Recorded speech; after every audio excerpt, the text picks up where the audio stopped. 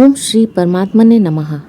नमस्ते दोस्तों, भगवत गीता की इस यात्रा में आपका स्वागत है, अभिनंदन है। आज हम भगवत गीता के 18वें अध्याय के 21वें श्लोक में प्रवेश करेंगे। तो चलिए प्रारंभ करते हैं। वसुदेव सुतं देवं कंसचानूरमर्दनं देवकी परमानंदं कृष्णं वंदे जगद्गुरुम्। अथ श्रीमद्भगवद्गीता अष्टादशोऽध्यायः। श्रीभगवान् उवाच पृथक्त्वेन तु यज्ञानं नानाभावान् पृथग्विधान् वेत्ति सर्वेषु भूतेषु तज्ज्ञानं विद्धि राजसम्। श्री भगवान बोले, परंतु जो ज्ञान अर्थात जिस ज्ञान के द्वारा मनुष्य संपूर्ण प्राणियों में अलग अलग अनेक भावों को अलग अलग रूप से जानता है, उस ज्ञान को तुम राजस समझो। पृथक्त्वेन तु यज्ञानम नाना भवान पृथक विधान। राजस ज्ञान में राग की मुख्यता होती है। रजो रागात्मकम विद्धि, गीता 14वें अध्याय का 7वां श्लोक। राग का यह नियम है कि वह जिसमें आ जाता है उसमें किसी के प्रति आसक्ति प्रियता पैदा कर देता है और किसी के प्रति द्वेष पैदा कर देता है। इस राग के कारण ही मनुष्य, देवता, यक्ष, राक्षस, पशु, पक्षी, कीट, पतंग, वृक्ष, लता आदि जितने भी चर अचर प्राणी हैं, उन प्राणियों की विभिन्न आकृति, स्वभाव, नाम, रूप, गुण आदि को लेकर राजस ज्ञान वाला मनुष्य उनमें रहने वाली एक ही अविनाशी आत्मा को तत्व से अलग अलग समझता है। वेत्ति सर्वेषु भूतेषु तज्ज्ञानम विद्धि राजसम। इसी तरह जिस ज्ञान से मनुष्य अलग अलग शरीरों में अंतःकरण, स्वभाव, इंद्रियां, प्राण आदि के संबंध से प्राणियों को भी अलग अलग मानता है, और वह ज्ञान राजस कहलाता है। राजस ज्ञान में जड़ चेतन का विवेक नहीं होता। यहाँ परिशिष्ट भाव यह है कि क्रिया और पदार्थ दोनों को सत्ता देकर उनके साथ राग पूर्वक संबंध जोड़ने के कारण सब अलग अलग दिखता है। अब भगवान तामस ज्ञान का वर्णन करते हैं। यत्तु कृत्स्नावदेकस्मि कार्ये सक्तम् अहैतुकम् अतत्त्वार्थवदल्पं च तत्तामसम् उदाहृतम्। श्री भगवान बोले, किंतु जो ज्ञान अर्थात जिस ज्ञान के द्वारा मनुष्य एक कार्य रूप शरीर में ही संपूर्ण की तरह आसक्त रहता है तथा जो युक्ति रहित, वास्तविक ज्ञान रहित और तुच्छ है, वह तामस कहा जाता है। यत्तु कृत्स्न वदेकस्मिन् कार्ये सक्तम। इस श्लोक में राजस ज्ञान से भी तामस ज्ञान को भिन्न बताने के लिए तु पद आया है। तामस मनुष्य एक ही शरीर में संपूर्ण की तरह आसक्त रहता है, अर्थात उत्पन्न और नष्ट होने वाले इस 5 भौतिक शरीर को ही अपना स्वरूप मानता है। वह मानता है कि मैं ही छोटा बच्चा था, मैं ही जवान हूँ और मैं ही बूढ़ा हो जाऊंगा। मैं भोगी, बलवान और सुखी हूँ। मैं धनी और बड़े कुटुंब वाला हूँ। मेरे सामने दूसरा कौन है, इत्यादि। इत्यज्ञान विमोहिताः, गीता 16वें अध्याय का 15वां श्लोक। अहैतुकम। तामस मनुष्य की मान्यता युक्ति और शास्त्र प्रमाण के विरुद्ध होती है। यह शरीर हरदम बदलता रहा है। शरीर आदि वस्तु मात्र अभाव में परिवर्तित हो रही है। दृश्य मात्र अदृश्य हो रहा है और इनमें तू सदा ज्यों का त्यों रहता है। अतः यह शरीर और तू एक कैसे हो सकता है? इस प्रकार की युक्तियों को वह स्वीकार नहीं करता। अतत्वार्थ वदल्पम च। यह शरीर और मैं दोनों अलग अलग हैं। इस वास्तविक ज्ञान अर्थात विवेक से वह रहित है, अर्थात तुच्छता की ही प्राप्ति करने वाला है। इसलिए इसको ज्ञान कहने में भगवान को संकोच हुआ है, कारण कि तामस मनुष्य में मूढ़ता की प्रधानता होती है। मूढ़ता और ज्ञान का आपस में विरोध है। अतः भगवान ने ज्ञान पद न देकर यत और तत् पद से ही काम चलाया है। तत्तामसम उदाहृतम। युक्ति रहित, अल्प और अत्यंत तुच्छ समझ को ही महत्व देना तामस कहा जाता है। जब तामस समझ ज्ञान है ही नहीं और भगवान को भी इसको ज्ञान कहने में संकोच हुआ है, तो फिर इसका वर्णन ही क्यों किया गया? कारण कि भगवान ने 19वें श्लोक में ज्ञान के त्रिविध भेद कहने का उपक्रम किया है। इसलिए सात्विक और राजस ज्ञान का वर्णन करने के बाद तामस समझ को भी कहने की आवश्यकता थी। यहाँ परिशिष्ट भाव यह है कि तामस ज्ञान में आसुरी संपत्ति विशेष है। इस श्लोक में ज्ञान शब्द न देने का तात्पर्य है कि वास्तव में यह ज्ञान नहीं है, प्रत्युत अज्ञान ही है। यह तामस मनुष्यों की बुद्धि है जिसको पशु बुद्धि कहा गया है। त्वम तु राजन मरिष्येति पशु बुद्धिम मिमाम जहि न जातव प्राग भूतोद्य देह वक्तम न नंक्ष्यसि। श्रीमद् भागवत 12:5-2। अर्थात श्री सुखदेव जी बोले, हे राजन, अब तुम यह पशु बुद्धि छोड़ दो कि मैं मर जाऊंगा।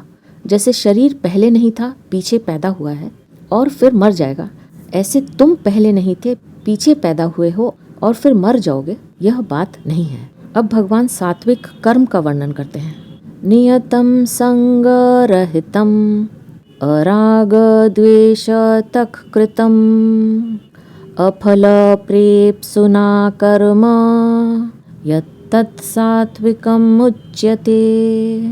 श्री भगवान बोले, जो कर्म शास्त्र विधि से नियत हुआ और कर्तृत्व अभिमान से रहित हो तथा फलेच्छा रहित मनुष्य के द्वारा बिना राग द्वेष के किया हुआ हो, वह सात्विक कहा जाता है।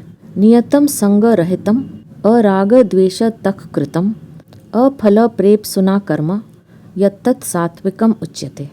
जिस व्यक्ति के लिए वर्ण और आश्रम के अनुसार जिस परिस्थिति में और जिस समय शास्त्रों ने जैसा करने के लिए कहा है, उसके लिए वह कर्म नियत हो जाता है। यहाँ नियतम पद से एक तो कर्मों का स्वरूप बताया है और दूसरे शास्त्र निषिद्ध कर्म का निषेध किया है। संग रहितम पद का तात्पर्य है कि वह नियत कर्म कर्तृत्व अभिमान से रहित होकर किया जाए। कर्तृत्व अभिमान से रहित कहने का भाव है कि जैसे वृक्ष आदि में मूर्ता होने के कारण उनको कर्तृत्व का भान नहीं होता, पर उनकी भी ऋतु आने पर पत्तों का झड़ना, नए पत्तों का निकलना, शाखा कटने पर घाव मिल जाना, फल फूल लगना आदि सभी क्रियाएं समष्टि शक्ति के द्वारा अपने आप ही होती हैं। ऐसे ही इन सभी शरीरों का बढ़ना, घटना, खाना पीना, चलना फिरना आदि सभी क्रियाएं भी समष्टि शक्ति के द्वारा अपने आप हो रही हैं। इन क्रियाओं के साथ न अभी कोई संबंध है, न पहले कोई संबंध था और न आगे ही कोई संबंध होगा। इस प्रकार जब साधक को प्रत्यक्ष अनुभव हो जाता है तो फिर उसमें कर्तृत्व नहीं रहता। कर्तृत्व न रहने पर उसके द्वारा जो कर्म होता है वह संग रहित अर्थात कर्तृत्व अभिमान रहित ही होता है। यहाँ सांख्य प्रकरण में कर्तृत्व का त्याग मुख्य होने से और आगे अराग द्वेष तक कृतम पदों में भी आसक्ति के त्याग की बात आने से यहाँ संग रहितम पद का अर्थ कर्तृत्व अभिमान रहित लिया गया है। यहाँ संन्यास यानी सांख्य योग में संग रहित पद से कर्तृत्व अभिमान से रहित होने की बात आई है और त्याग यानी कर्म योग में संगम त्यक्त्वा फलम चैव पदों से आसक्ति तथा फलेच्छा से रहित होने की बात आई है। 18वें अध्याय का 9वां श्लोक। इसका तात्पर्य यह है कि सांख्य योगी का शरीर में थोड़ा भी अभिमान रहेगा तो उसका शरीर के साथ संबंध बना रहेगा, जो कि तत्व प्राप्ति में बाधक होगा।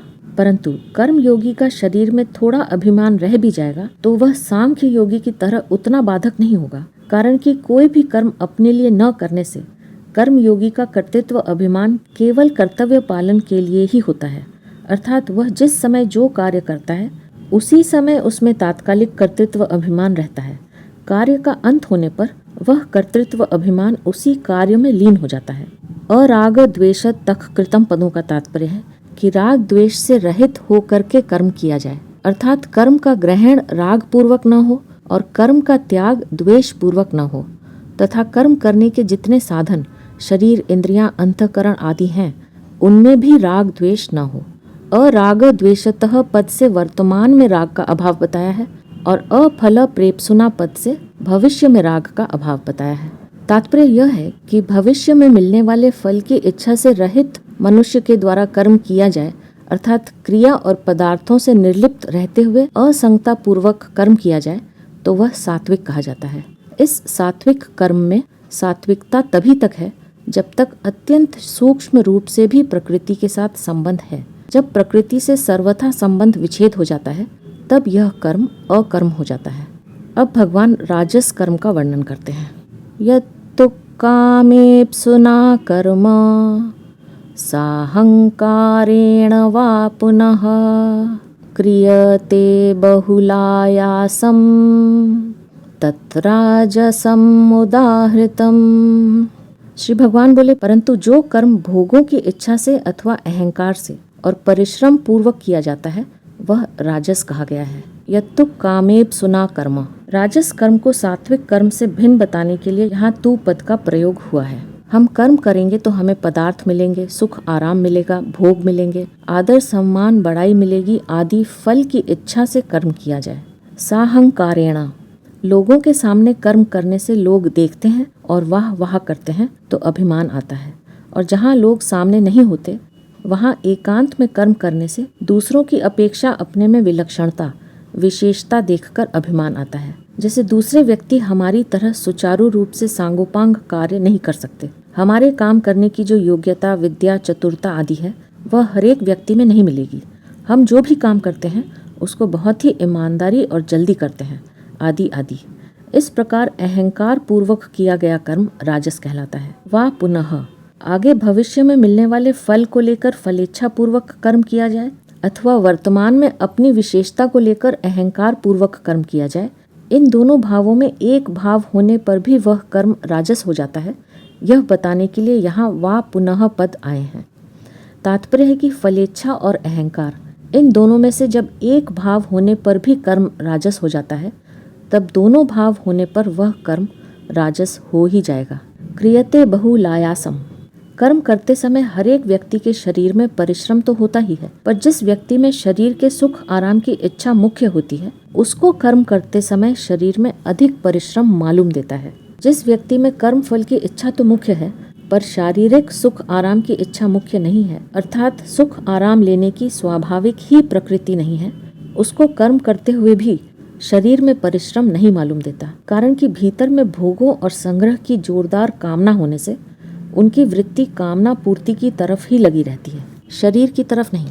तात्पर्य यह है कि शरीर के सुख आराम की मुख्यता होने से फलेच्छा की अवहेलना हो जाती है और फलेच्छा की मुख्यता होने से शरीर के सुख आराम की अवहेलना हो जाती है। लोगों के सामने कर्म करते समय अहंकार जन्य सुख की खुराक मिलने से और शरीर के सुख आराम की मुख्यता न होने से राजस मनुष्य को कर्म करने में परिश्रम नहीं मालूम देता, परंतु एकांत में कर्म करते समय अहंकार जन्य सुख की खुराक न मिलने से और शरीर के सुख आराम की मुख्यता होने से राजस मनुष्य को कर्म करने में अधिक परिश्रम मालूम देता है।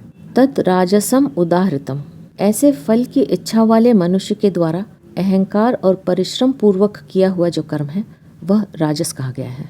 यह परिशिष्ट भाव यह है कि राजस मनुष्य अपनी आवश्यकताओं को अधिक बढ़ा लेता है, जिससे प्रत्येक काम में उसको अधिक वस्तुओं की आवश्यकता पड़ती है।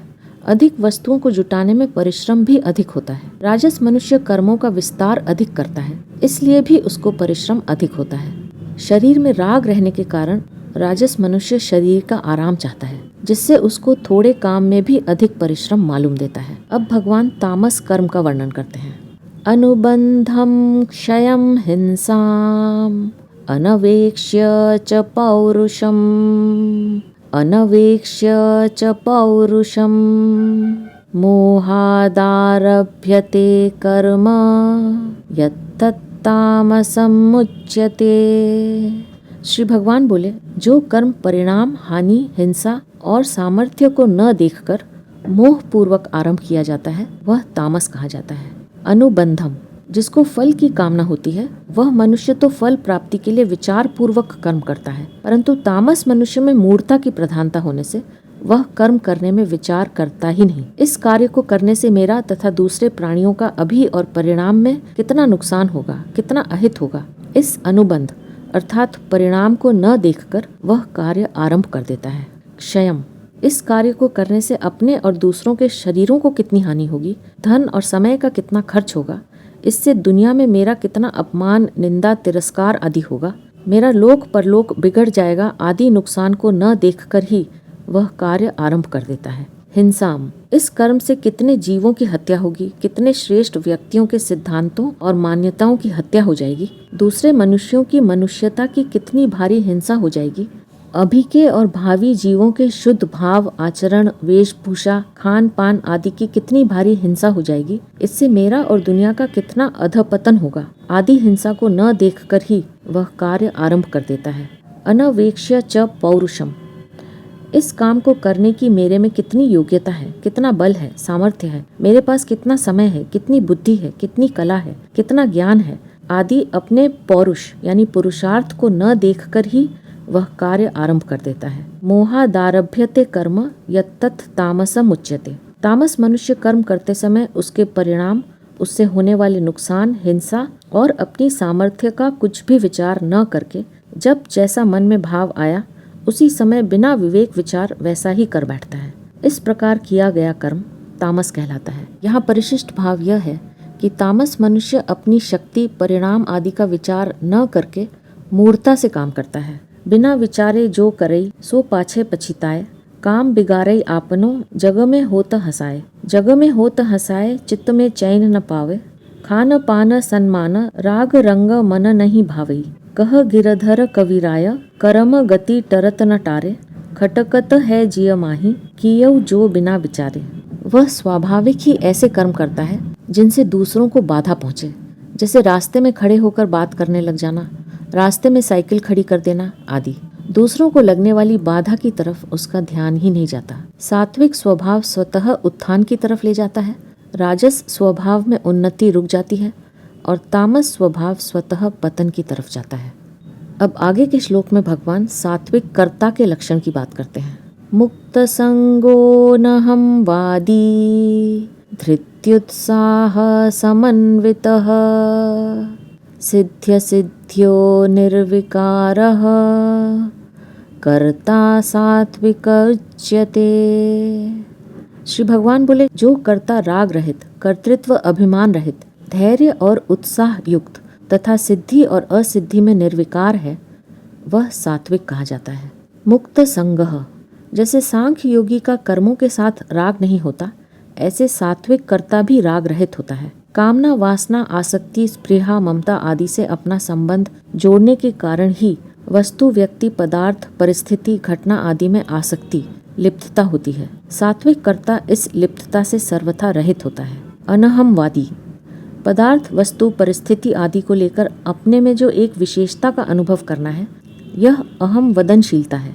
यह अहम वदनशीलता आसुरी संपत्ति होने से अत्यंत निकृष्ट है। सात्विक कर्ता में यह अहम वदनशीलता, अभिमान तो रहता ही नहीं, प्रत्युत मैं इन चीज़ों का त्यागी हूँ, मेरे में यह अभिमान नहीं है, मैं निर्विकार हूँ, मैं सम हूँ, मैं सर्वथा निष्काम हूँ, मैं संसार के संबंध से रहित हूँ, इस तरह के अहम भाव का भी उसमें अभाव रहता है। धृत्युत्साह समन्वितः, कर्तव्य कर्म करते हुए विघ्न बाधाएं आ जाए, उन कर्मों का परिणाम ठीक न निकले, लोगों में निंदा हो जाए, तो भी विघ्न बाधा आदि न आने पर जैसा धैर्य रहता है, वैसा ही धैर्य विघ्न बाधा आने पर भी नित्य निरंतर बना रहे, इसका नाम धृति है। और सफलता ही सफलता मिलती चली जाए, उन्नति होती चली जाए, लोगों में मान, आदर, महिमा आदि बढ़ते चले जाएं। ऐसी स्थिति में मनुष्य के मन में जैसी उम्मीदवारी, सफलता के प्रति उत्साह रहता है, वैसी ही उम्मीदवारी इससे विपरीत अर्थात असफलता, अवनति, निंदा आदि हो जाने पर भी बनी रहे, इसका नाम उत्साह है। सात्विक कर्ता इस प्रकार की धृति और उत्साह से युक्त रहता है। सिद्ध्य सिद्ध्यो निर्विकारः, सिद्धि और असिद्धि में अपने में कुछ भी विकार न आए, अपने पर कुछ भी असर न पड़े, अर्थात कार्य ठीक तरह से सांगोपांग पूर्ण हो जाए अथवा पूरा उद्योग करते हुए अपनी शक्ति, समझ, समय, सामर्थ्य आदि को पूरा लगाते हुए भी कार्य पूरा न हो, फल प्राप्ति हो अथवा न हो, तो भी अपने अंतःकरण में प्रसन्नता और खिन्नता, हर्ष और शोक का न होना ही सिद्धि असिद्धि में निर्विकार रहना है। कर्ता सात्विक उच्यते, ऐसा आसक्ति तथा अहंकार से रहित, धैर्य और उत्साह से युक्त और सिद्धि असिद्धि में निर्विकार कर्ता सात्विक कहा जाता है। इस श्लोक में 6 बातें बताई गई हैं। संग, अहम वदनशीलता, धृति, उत्साह, सिद्धि और असिद्धि। इनमें से पहली 2 बातों से रहित, बीच की 2 बातों से युक्त और अंत की 2 बातों में निर्विकार रहने के लिए कहा गया है। यानी संग और अहम वदनशीलता से रहित, धृति और उत्साह से युक्त, सिद्धि और असिद्धि में निर्विकार रहने के लिए कहा गया है। यहाँ परिशिष्ट भाव यह है कि सिद्धि असिद्धि में निर्विकार, सम रहने की बात गीता में 3 बार आई है। सिद्ध्य सिद्ध्योः समो भूत्वा, दूसरे अध्याय का 48वां श्लोक। समस सिद्धा व सिद्धौ च, चौथे अध्याय का 22वां श्लोक। और यहाँ सिद्ध्य सिद्ध्यो निर्विकारः, तात्पर्य है कि सिद्धि असिद्धि हाथ की बात नहीं है, पर उसमें निर्विकार रहना हाथ की बात है। जो हाथ की बात है उसको ठीक करना है। अनहमवादी, सात्विक मनुष्य जैसा मैं कर सकता हूँ वैसा दूसरा नहीं कर सकता, इस तरह न तो बाहर से बोलता है और न भीतर से बोलता है। अपने में विशेषता का अनुभव करना ही भीतर से बोलना है। अब भगवान राजस कर्ता के लक्षण बताते हैं। रागी कर्म फल प्रेप्सुः लुब्धो हिंसात्मको शुचिः हर्ष शोकान्वितः कर्ता राजस परिकीर्तितः। श्री भगवान बोले, जो कर्ता रागी, कर्म फल की इच्छा वाला, लोभी, हिंसा के स्वभाव वाला, अशुद्ध और हर्ष शोक से युक्त है, वह राजस कहा गया है। रागी, राग का स्वरूप रजोगुण होने के कारण भगवान ने राजस कर्ता के लक्षणों में सबसे पहले रागी पद दिया है। राग का अर्थ है कर्मों में, कर्मों के फलों में तथा वस्तु पदार्थ आदि में मन का खिंचाव होना, मन की प्रियता होना। इन चीजों का जिस पर रंग चढ़ जाता है वह रागी होता है। कर्म फल प्रेप्सुः, राजस मनुष्य कोई भी काम करेगा तो किसी फल की इच्छा को लेकर ही करेगा। जैसे मैं ऐसा ऐसा अनुष्ठान कर रहा हूँ, दान दे रहा हूँ, उससे यहाँ धन मान बड़ाई आदि मिलेंगे और परलोक में स्वर्ग आदि के भोग सुख आदि मिलेंगे। मैं ऐसी ऐसी दवाइयों का सेवन कर रहा हूँ तो उनसे मेरा शरीर निरोग रहेगा आदि। लुब्धः, राजस मनुष्य को जितना कुछ मिलता है उसमें वह संतोष नहीं करता, प्रत्युत जिमि प्रति लाभ लोभ अधिकाई की तरह और मिलता रहे और मिलता रहे, अर्थात आदर सत्कार महिमा आदि अधिक से अधिक होते रहें, धन संतान परिवार आदि अधिक से अधिक बढ़ते रहें। इस प्रकार की लाग लगी रहती है, लोभ लगा रहता है। हिंसात्मकः, वह हिंसा के स्वभाव वाला होता है। अपने स्वार्थ के लिए वह दूसरों के नुकसान की, दुख की परवाह नहीं करता। वह ज्यों-ज्यों अधिक भोग सामग्री इकट्ठी करके भोग भोगता है, त्यों ही त्यों दूसरे अभावग्रस्त लोगों के हृदय में जलन पैदा होती है। अतः दूसरों के दुख की परवाह न करना तथा भोग भोगना हिंसा ही है। तामस कर्म, इसी अध्याय के 25वें श्लोक, और राजस कर्ता दोनों में हिंसा बताने का तात्पर्य यह है कि मूर्ता रहने के कारण तामस मनुष्य की क्रियाएं विवेक पूर्वक नहीं होती। अतः चलने फिरने उठने बैठने आदि में उसके द्वारा हिंसा होती रहती है। राजस मनुष्य अपने सुख के लिए बढ़िया बढ़िया भोग भोगता है, तो उसको देखकर जिनको वे भोग नहीं मिलते उनके हृदय में जलन होती है। यह हिंसा उस भोग भोगने वाले को ही लगती है, कारण कि कोई भी भोग बिना हिंसा के होता ही नहीं। तात्पर्य है कि तामस मनुष्य के द्वारा तो कर्म में हिंसा होती है और राजस मनुष्य स्वयं हिंसात्मक होता है।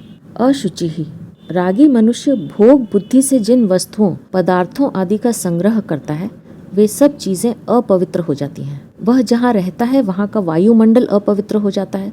वह जिन कपड़ों को पहनता है उन कपड़ों में भी अपवित्रता आ जाती है। यही कारण है कि आसक्ति ममता वाले मनुष्य के मरने पर उसके कपड़े आदि को कोई रखना नहीं चाहता। जिस स्थान पर उसके शव को जलाया जाता है वहाँ कोई भजन ध्यान करना चाहे तो उसका मन नहीं लगेगा।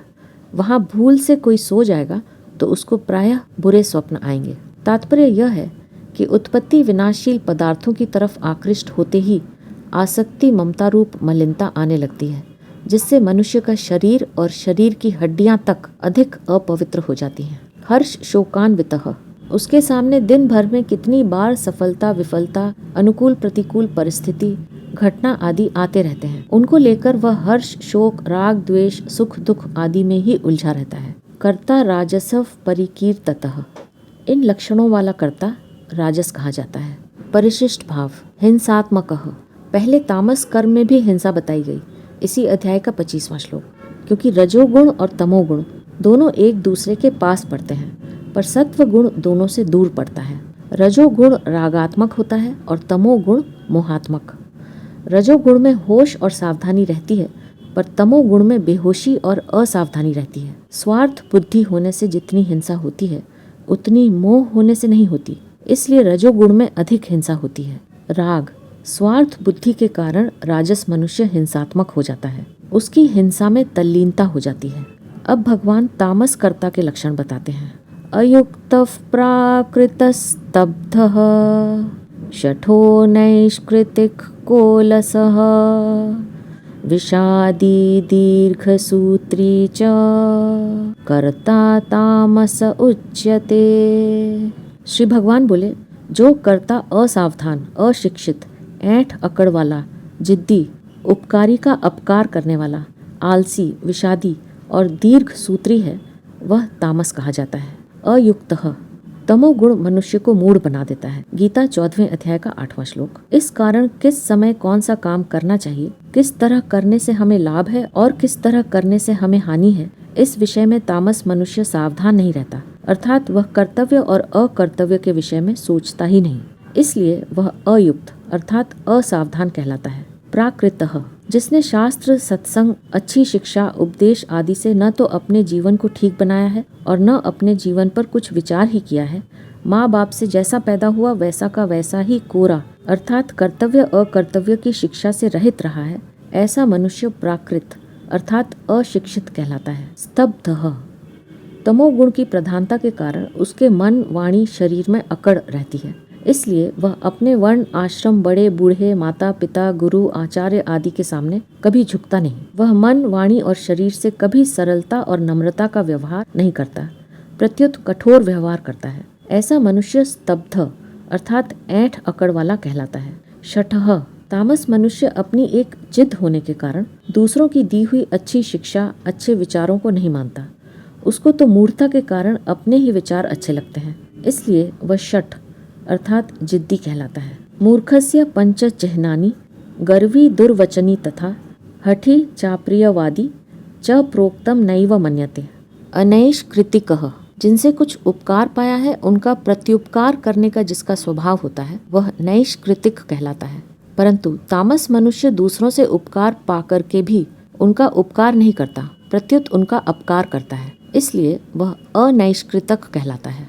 अलसः, अपने वर्ण आश्रम के अनुसार आवश्यक कर्तव्य कर्म प्राप्त हो जाने पर भी तामस मनुष्य को मूर्खता के कारण वह कर्म करना अच्छा नहीं लगता, प्रत्युत सांसारिक निरर्थक बातों को पड़े पड़े सोचते रहना अथवा नींद में पड़े रहना अच्छा लगता है, इसलिए उसे आलसी कहा गया है। विषादी, यद्यपि तामस मनुष्य में यह विचार होता ही नहीं कि क्या कर्तव्य होता है और क्या अकर्तव्य होता है, तथा निद्रा, आलस्य, प्रमाद आदि में मेरी शक्ति का, मेरे जीवन के अमूल्य समय का कितना दुरुपयोग हो रहा है, तथापि अच्छे मार्ग से और कर्तव्य से च्युत होने से उसके भीतर स्वाभाविक ही एक विषाद होता रहता है, दुख होता रहता है, अशांति होती रहती है, इसलिए उसे विषादी कहा गया है। दीर्घ सूत्री, अमुक काम किस तरीके से बढ़िया और जल्दी हो सकता है इस बात को वह सोचता ही नहीं, इसलिए वह किसी काम में अविवेक पूर्वक लग भी जाता है तो थोड़े समय में होने वाले काम में बहुत अधिक समय लगा देता है और उससे काम भी सुचारू रूप से नहीं होता। ऐसा मनुष्य दीर्घ सूत्री कहलाता है। कर्ता तामस उच्यते, इन 8 लक्षणों वाला कर्ता तामस कहलाता है। विशेष बात, 26वें, 27वें और 28वें श्लोक में जितनी बातें आई हैं वे सब कर्ता को लेकर ही कही गई हैं। कर्ता के जैसे लक्षण होते हैं उन्हीं के अनुसार कर्म होते हैं। कर्ता जिन गुणों को स्वीकार करता है उन गुणों के अनुसार ही कर्मों का रूप होता है। कर्ता जिस साधन को करता है वह साधन कर्ता का रूप हो जाता है। कर्ता के आगे जो करण होते हैं वे भी कर्ता के अनुरूप होते हैं। तात्पर्य यह है कि जैसा कर्ता होता है वैसे ही कर्म, करण आदि होते हैं। कर्ता सात्विक, राजस अथवा तामस होगा तो कर्म आदि भी सात्विक, राजस अथवा तामस होंगे। सात्विक कर्ता अपने कर्म, बुद्धि आदि को सात्विक बनाकर सात्विक सुख का अनुभव करते हुए असंगता पूर्वक परमात्म तत्व से अभिन्न हो जाता है। दुखांतम च निगच्छति, गीता 18वें अध्याय का 36वां श्लोक। कारण कि सात्विक कर्ता का ध्येय परमात्मा होता है, इसलिए वह कर्तृत्व भोक्तृत्व से रहित होकर चिन्मय तत्व से अभिन्न हो जाता है, क्योंकि वह तात्विक रूप से अभिन्न ही था। परंतु राजस तामस कर्ता राजस तामस कर्म, बुद्धि आदि के साथ तन्मय होकर राजस तामस सुख में लिप्त होता है, इसलिए वह परमात्म तत्व से अभिन्न नहीं हो सकता। कारण कि राजस तामस कर्ता का उद्देश्य परमात्मा नहीं होता और उसमें जड़ता का बंधन भी अधिक होता है। अब यहाँ शंका हो सकती है कि कर्ता का सात्विक होना तो ठीक है, पर कर्म सात्विक कैसे होते हैं? इसका समाधान यह है कि जिस कर्म के साथ कर्ता का राग नहीं है, कर्तृत्व अभिमान नहीं है, लेप फलेच्छा नहीं है, वह कर्म सात्विक हो जाता है। ऐसे सात्विक कर्म से अपना और दुनिया का बड़ा भला होता है। उस सात्विक कर्म का जिन जिन वस्तु, व्यक्ति, पदार्थ, वायुमंडल आदि के साथ संबंध होता है उन सब में निर्मलता आ जाती है, क्योंकि निर्मलता सत्व गुण का स्वभाव है। तत्र सत्वम निर्मलत्वात्, गीता 14वें अध्याय का 6वां श्लोक। दूसरी बात, पतंजलि महाराज ने रजोगुण को क्रियात्मक ही माना है। प्रकाश क्रिया स्थितिशीलम भूतेन्द्रियात्मकम भोगा पवर्गार्थम दृश्यम, योग दर्शन 2:18। परंतु गीता रजोगुण को क्रियात्मक मानते हुए भी मुख्य रूप से रागात्मक ही मानती है। रजो रागात्मकम विद्धि, 14वें अध्याय का 7वां श्लोक। वास्तव में देखा जाए तो राग ही बांधने वाला है, क्रिया नहीं। गीता में कर्म 3 प्रकार के बताए गए हैं, सात्विक, राजस और तामस। इसी अध्याय के 23वें से 25वें श्लोक तक। कर्म करने वाले का भाव सात्विक होगा तो वे कर्म सात्विक हो जाएंगे, भाव राजस होगा तो वे कर्म राजस हो जाएंगे, और भाव तामस होगा तो वे कर्म तामस हो जाएंगे। इसलिए भगवान ने केवल क्रिया को रजोगुण नहीं माना है। यहाँ परिशिष्ट भाव यह है कि विषादी पद रजोगुण में आना चाहिए, पर यहाँ तमोगुण में आया है। तामस वृत्ति का विवेक विरोध है, इसलिए तामस मनुष्य में विषाद अधिक होता है। सभी कर्म विचार पूर्वक किए जाते हैं। उन कर्मों के विचार में बुद्धि और धृति, इन कर्म संग्राहक करणों की प्रधानता होने से अब भगवान आगे के श्लोक में उनके भेद बताते हैं। बुद्धे भेदम धृतेश्चैव गुणतः त्रिविधम शृणु प्रोच्यमानम् अशेषेण पृथक्त्वेन धनंजय। श्री भगवान बोले, हे धनंजय, अब तू गुणों के अनुसार बुद्धि और धृति के भी 3 प्रकार के भेद अलग अलग रूप से सुन, जो कि मेरे द्वारा पूर्ण रूप से कहे जा रहे हैं। इसी अध्याय के 18वें श्लोक में कर्म संग्रह के 3 हेतु बताए गए हैं, करण, कर्म और कर्ता। इनमें से कर्म करने के जो इंद्रियां आदि करण हैं, उनके सात्विक, राजस और तामस ये 3 भेद नहीं होते। उन इंद्रियों में बुद्धि की ही प्रधानता रहती है और सभी इंद्रियां बुद्धि के अनुसार ही काम करती हैं। इसलिए यहाँ बुद्धि के भेद से करणों के भेद बता रहे हैं। बुद्धि के निश्चय को, विचार को दृढ़ता से ठीक तरह रखने वाली और अपने लक्ष्य से विचलित न होने देने वाली धारण शक्ति का नाम धृति है। धारण शक्ति अर्थात धृति के बिना बुद्धि अपने निश्चय पर दृढ़ नहीं रह सकती। इसलिए बुद्धि के साथ साथ धृति के भी 3 भेद बताने आवश्यक हो गए। सांख्य योग में तो बुद्धि और धृति की खास आवश्यकता है ही। परमात्मा प्राप्ति के अन्य जितने भी साधन हैं, उन सब में भी बुद्धि और धृति की बड़ी भारी आवश्यकता है। इसलिए गीता में बुद्धि और धृति दोनों को साथ साथ कहा है।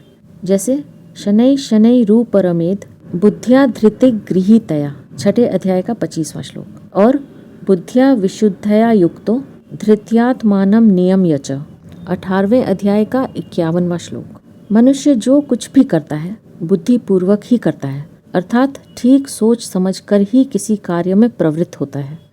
उस कार्य में प्रवृत्त होने पर भी उसको धैर्य की बड़ी भारी आवश्यकता होती है। उसकी बुद्धि में विचार शक्ति तेज है और उसे धारण करने वाली शक्ति धृति श्रेष्ठ है, तो उसकी बुद्धि अपने निश्चित किए हुए लक्ष्य से विचलित नहीं होती। जब बुद्धि अपने लक्ष्य पर दृढ़ रहती है तब मनुष्य का कार्य सिद्ध हो जाता है। अभी साधकों के लिए कर्म प्रेरक और कर्म संग्रह का जो प्रकरण चला है, उसमें ज्ञान, कर्म और कर्ता की ही खास आवश्यकता है। ऐसे ही साधक अपनी साधना में दृढ़ता पूर्वक लगा रहे, इसके लिए बुद्धि और धृति के भेद को जानने की विशेष आवश्यकता है, क्योंकि उनके भेद को ठीक जानकर ही वह संसार से ऊंचा उठ सकता है। किस प्रकार की बुद्धि और धृति को धारण करके साधक संसार से ऊंचा उठ सकता है और किस प्रकार की बुद्धि और धृति के रहने से उसे ऊंचा उठने में बाधा लग सकती है, यह जानना साधक के लिए बहुत आवश्यक है। इसलिए भगवान ने उन दोनों के भेद बताए हैं। भेद बताने में भगवान का भाव यह है कि सात्विकी बुद्धि और धृति से ही साधक ऊंचा उठ सकता है, राजसी तामसी बुद्धि और धृति से नहीं। धनंजय, जब पांडवों ने राजसूय यज्ञ किया था तब अर्जुन अनेक राजाओं को जीतकर बहुत सा धन लेकर आए थे, इसी से उनका नाम धनंजय पड़ा था। अब भगवान अर्जुन से कहते हैं कि अपनी साधना में सात्विकी बुद्धि और धृति को ग्रहण करके गुणातीत तत्व की प्राप्ति करना ही वास्तविक धन है। इसलिए तुम इस वास्तविक धन को धारण करो, इसी में तुम्हारे धनंजय नाम की सार्थकता है। बुद्धिर्भेदम धृतेश्चैव गुणतः त्रिविधम शृणु। भगवान कहते हैं कि बुद्धि भी एक है और धृति भी एक है, परंतु गुणों की प्रधानता से उस बुद्धि और धृति के भी सात्विक, राजस और तामस, ये 3 भेद हो जाते हैं। उनका मैं ठीक ठाक विवेचन करूंगा और थोड़े में बहुत विशेष बात कहूंगा। उनको तुम मन लगाकर ध्यान देकर ठीक तरह से सुनो। धृति श्रोत्र आदि करणों में नहीं आई है, इसलिए भगवान चैव पद का प्रयोग करके कह रहे हैं कि जैसे बुद्धि के 3 भेद बताऊंगा, ऐसे ही धृति के भी 3 भेद बताऊंगा। साधारण दृष्टि से देखने पर तो धृति भी बुद्धि का ही एक गुण दिखती है। बुद्धि का एक गुण होते हुए भी धृति बुद्धि से अलग और विलक्षण है, क्योंकि धृति स्वयं अर्थात कर्ता में रहती है। उस धृति के कारण ही मनुष्य बुद्धि का ठीक ठाक उपयोग कर सकता है। धृति जितनी श्रेष्ठ अर्थात सात्विक होगी, साधक की साधन में बुद्धि उतनी ही स्थिर रहेगी। साधन में बुद्धि की स्थिरता की जितनी आवश्यकता है, उतनी आवश्यकता मन की स्थिरता की नहीं है। हाँ, एक अंश में अणिमा आदि सिद्धियों की प्राप्ति में मन की स्थिरता की आवश्यकता है, परंतु पारमार्थिक उन्नति में तो बुद्धि के अपने उद्देश्य पर स्थिर रहने की ही अधिक आवश्यकता है।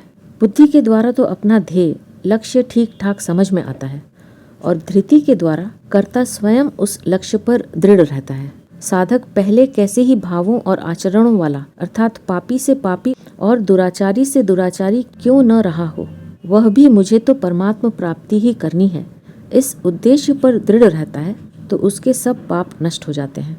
गीता 9वें अध्याय का 30वां श्लोक। साधक की बुद्धि भी सात्विकी हो और धृति भी सात्विकी हो, तभी साधक अपने साधन में दृढ़ता से लगा रहेगा। इसलिए दोनों के ही भेद जानने की आवश्यकता है। पृथक्त्वेन, उनके भेद अलग अलग ठीक तरह से कहूँगा, अर्थात बुद्धि और धृति के विषयों में भी क्या क्या भेद होते हैं उनको भी कहूँगा। प्रोच्यमानम शेषण, भगवान कहते हैं कि बुद्धि और धृति के विषय में जानने की जो जो आवश्यक बातें हैं उन सबको मैं पूरा पूरा कहूँगा, जिसके बाद फिर जानना बाकी नहीं रहेगा। अब आगे के श्लोक में भगवान सात्विकी बुद्धि के लक्षण बताते हैं। प्रवृत्तिम च निवृत्तिम च कार्याकार्ये भया भये बंधम मोक्षम च या वेत्ति बुद्धि सा पार्थ सात्विकी। श्री भगवान बोले, हे पृथानंदन, जो बुद्धि प्रवृत्ति और निवृत्ति को, कर्तव्य और अकर्तव्य को, भय और अभय को तथा बंधन और मोक्ष को जानती है, वह बुद्धि सात्विकी है। प्रवृत्तिम च निवृत्तिम च, साधक मात्र की प्रवृत्ति और निवृत्ति ये दो अवस्थाएं होती हैं। कभी वह संसार का काम धंधा करता है तो यह प्रवृत्ति अवस्था है, और कभी संसार का काम धंधा छोड़कर एकांत में भजन ध्यान करता है तो यह निवृत्ति अवस्था है। परंतु इन दोनों में सांसारिक कामना सहित प्रवृत्ति और वासना सहित निवृत्ति ये दोनों ही अवस्थाएं प्रवृत्ति हैं, अर्थात संसार में लगाने वाली हैं, तथा सांसारिक कामना रहित प्रवृत्ति और वासना रहित निवृत्ति ये दोनों ही अवस्थाएं निवृत्ति हैं, अर्थात परमात्मा की तरफ ले जाने वाली हैं। प्रवृत्ति को छोड़कर कोई एकांत में भजन ध्यान करता है तो वहाँ उसके सामने द्रव्य पदार्थ तो नहीं है, पर लोग मुझे ज्ञानी ध्यानी साधक समझेंगे तो मेरा आदर सत्कार होगा। इस प्रकार भीतर एक सूक्ष्म इच्छा रहती है जिसे वासना कहते हैं। इसलिए साधक इनको ठीक ठाक जानकर कामना वासना रहित प्रवृत्ति और निवृत्ति को ही ग्रहण करे। वास्तव में गहरी दृष्टि से देखा जाए तो कामना वासना रहित प्रवृत्ति और निवृत्ति भी यदि अपने सुख आराम आदि के लिए की जाए तो वे दोनों ही प्रवृत्ति हैं, क्योंकि वे दोनों ही बांधने वाली हैं, अर्थात उनसे अपना व्यक्तित्व नहीं मिटता। परंतु यदि कामना वासना रहित प्रवृत्ति और निवृत्ति केवल दूसरों के सुख आराम और हित के लिए ही की जाए तो वे दोनों ही निवृत्ति हैं, क्योंकि उन दोनों से ही अपना व्यक्तित्व नहीं रहता। यह व्यक्तित्व कब नहीं रहता? जब प्रवृत्ति और निवृत्ति जिसके प्रकाश से प्रकाशित होती हैं तथा जो प्रवृत्ति और निवृत्ति से रहित है उस प्रकाशक अर्थात तत्व की प्राप्ति के उद्देश्य से ही प्रवृत्ति और निवृत्ति की जाए। प्रवृत्ति तो की जाए प्राणी मात्र की सेवा के लिए और निवृत्ति की जाए परम विश्राम अर्थात स्वरूप स्थिति के लिए। कार्य शास्त्र वर्ण आश्रम की मर्यादा के अनुसार जो काम किया जाता है वह कार्य है, और शास्त्र आदि की मर्यादा से विरुद्ध जो काम किया जाता है वह अकार्य है। जिसको हम कर सकते हैं, जिसको अवश्य करना चाहिए और जिसको करने से जीव का अवश्य कल्याण होता है वह कार्य अर्थात कर्तव्य कहलाता है, और जिसको हमें नहीं करना चाहिए तथा जिससे जीव का बंधन होता है वह अकार्य अर्थात अकर्तव्य कहलाता है। जिसको हम नहीं कर सकते वह अकर्तव्य नहीं कहलाता, वह तो अपनी असामर्थ्य है। भया भय, भय और अभय के कारण को देखना चाहिए। जिस कर्म से अभी और परिणाम में अपना और दुनिया का अनिष्ट होने की संभावना है वह कर्म भय अर्थात भयदायक है, और जिस कर्म से अभी और परिणाम में अपना और दुनिया का हित होने की संभावना है वह कर्म अभय अर्थात सबको अभय करने वाला है। मनुष्य जब करने लायक कार्य से च्युत होकर अकार्य में प्रवृत्त होता है तब उसके मन में अपनी मान बड़ाई की हानि और निंदा अपमान होने की आशंका से भय पैदा होता है। परंतु जो अपनी मर्यादा से कभी विचलित नहीं होता, अपने मन से किसी का भी अनिष्ट नहीं चाहता और केवल परमात्मा में ही लगा रहता है, उसके मन में सदा अभय बना रहता है। यह अभय ही मनुष्य को सर्वथा अभय पद परमात्मा को प्राप्त करा देता है। बंधम मोक्षम च या वेत्ति, जो बाहर से तो यज्ञ, दान, तीर्थ, व्रत आदि उत्तम से उत्तम कार्य करता है, परंतु भीतर से असत, जड़, नाशवान पदार्थों को और स्वर्ग आदि लोकों को चाहता है, उसके लिए वे सभी कर्म बंध अर्थात बंधन कारक ही हैं। केवल परमात्मा से ही संबंध रखना, परमात्मा के सिवाय कभी किसी अवस्था में असत संसार के साथ लेश मात्र भी संबंध न रखना मोक्ष अर्थात मोक्षदायक है। अपने को जो वस्तुएं नहीं मिली हैं, उनकी कामना होने से मनुष्य उनके अभाव का अनुभव करता है। वह अपने को उन वस्तुओं के परतंत्र मानता है और वस्तुओं के मिलने पर अपने को स्वतंत्र मानता है। वह समझता तो यह है कि मेरे पास वस्तुएं होने से मैं स्वतंत्र हो जाऊंगा, पर हो जाता है उन वस्तुओं के परतंत्र। वस्तुओं के अभाव और वस्तुओं के भाव, इन दोनों की परतंत्रता में इतना ही फर्क पड़ता है कि वस्तुओं के अभाव में परतंत्रता दिखती है, खटकती है, और वस्तुओं के होने पर वस्तुओं की परतंत्रता रूप से दिखती ही नहीं, क्योंकि उस समय मनुष्य अंधा हो जाता है। परंतु है ये दोनों ही परतंत्रता, और परतंत्रता ही बंधन है। अभाव की परतंत्रता प्रकट विष है और भाव की परतंत्रता छिपा हुआ मीठा विष है, पर है दोनों ही विष। विष तो मारने वाला ही होता है। इन बातों का निष्कर्ष यह निकला कि सांसारिक वस्तुओं की कामना से ही बंधन होता है और परमात्मा के सिवाय किसी वस्तु, व्यक्ति, घटना, परिस्थिति, देश, काल आदि की कामना न होने से मुक्ति होती है। एक कामना होती है और एक आवश्यकता होती है। संसार की कामना होती है और परमात्मा की आवश्यकता होती है। कामना की कभी पूर्ति होती ही नहीं, उसकी तो निवृत्ति होती है, पर आवश्यकता की पूर्ति ही होती है। परमात्मा की आवश्यकता भी संसार की कामना होने से ही पैदा होती है। कामना का अत्यंत अभाव होने पर आवश्यकता रहती ही नहीं, अर्थात परमात्मा की प्राप्ति हो जाती है। यदि मन में कामना है तो वस्तु पास में हो तो बंधन और पास में न हो तो बंधन। यदि मन में कामना नहीं है तो वस्तु पास में हो तो मुक्ति और पास में न हो तो मुक्ति। बुद्धि सा पार्थ सात्विकी। इस प्रकार जो प्रवृत्ति, निवृत्ति, कार्य, अकार्य, भय, अभय और बंधन मोक्ष के वास्तविक तत्व को जानती है, वह बुद्धि सात्विकी है। इनके वास्तविक तत्व को जानना क्या है? प्रवृत्ति, निवृत्ति, कार्य, अकार्य, भय, अभय और बंधन मोक्ष, इनको गहरी रीति से समझकर जिसके साथ वास्तव में हमारा संबंध नहीं है, उस संसार के साथ संबंध न मानना, और जिसके साथ हमारा स्वतः सिद्ध संबंध है, ऐसे प्रवृत्ति, निवृत्ति आदि के आश्रय तथा प्रकाशक परमात्मा को तत्व से ठीक ठाक जानना, यही सात्विकी बुद्धि के द्वारा वास्तविक तत्व को ठीक ठाक जानना है। यहाँ परिशिष्ट भाव यह है कि प्रवृत्ति और निवृत्ति को, कर्तव्य और अकर्तव्य को, भय और अभय को तथा बंधन और मोक्ष को, दोनों को जानने का तात्पर्य संसार के संबंध विच्छेद से ही है। अगर संसार से संबंध विच्छेद न हो तो वह जानना वास्तव में जानना नहीं है, प्रत्युत सीखना है। गीता का सात्विक गुणातीत करने वाला, संसार से संबंध विच्छेद करने वाला है, इसलिए इसमें बंधन और मोक्ष तक का विचार होता है। बंधम मोक्षम च या वेत्ति। सात्विक बुद्धि में वह विवेक होता है जो तत्व ज्ञान में परिणत होता है। विवेकवती बुद्धि ब्रह्मलोक तक की प्राप्ति सब बंधन है, ऐसा जानती है। अब भगवान आगे के श्लोक में राजसी बुद्धि के लक्षण बताते हैं, जिन्हें लेकर हम अपनी अगली प्रस्तुति में फिर उपस्थित होंगे। अब मैं आपसे आज्ञा लूंगी। आप अपना ध्यान रखिए, सदा खुश रहिए, मुस्कुराते रहिए। आपका बहुत बहुत धन्यवाद। ओम श्री परमात्मने नमः।